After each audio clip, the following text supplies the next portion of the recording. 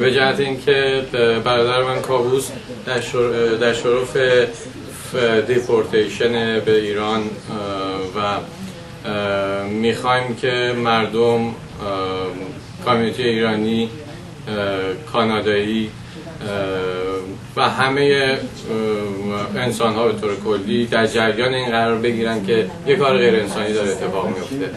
یه آدمی رو دارن دیپورت میکنن به کشوری که خطرهای تهدیدش میکنه اونجا، که من لازم نمیدونم به اون خطرهای اشاره کنم. خیلی از ما میدونیم چه اتفاقاتی داره میفته اونجا و چه اتفاقاتی خواهد افتاد.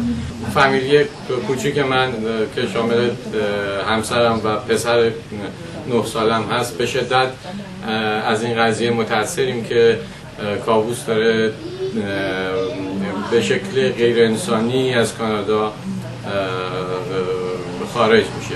انسانی که سخت کار کرده، 8 سال زندگی کرده تو این کشور، ارتباطات عاطفی زیادی داشته با همه دوستانش، تمام خانواده‌اش توی نورت آمریکا زندگی میکنن و کس خانواده نزدیکی توی ایران نداره.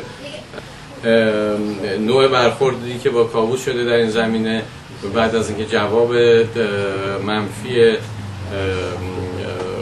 درخواست کاووس برای اقامت اینجاش بهش داده شد، دستگیر شد و در اداره مهاجرت نگه داشته شده و میخوان که از همین اداره بازداشتگاه اداره مهاجرت با هواپیما به ایران دیپورتش کنن. ما حاصل تمام فعالیت‌های ما اینه که دیپورتیشن کاووس رو متوقف کنیم و از یه طریق انسانی مسئله رو پیگیری کنیم.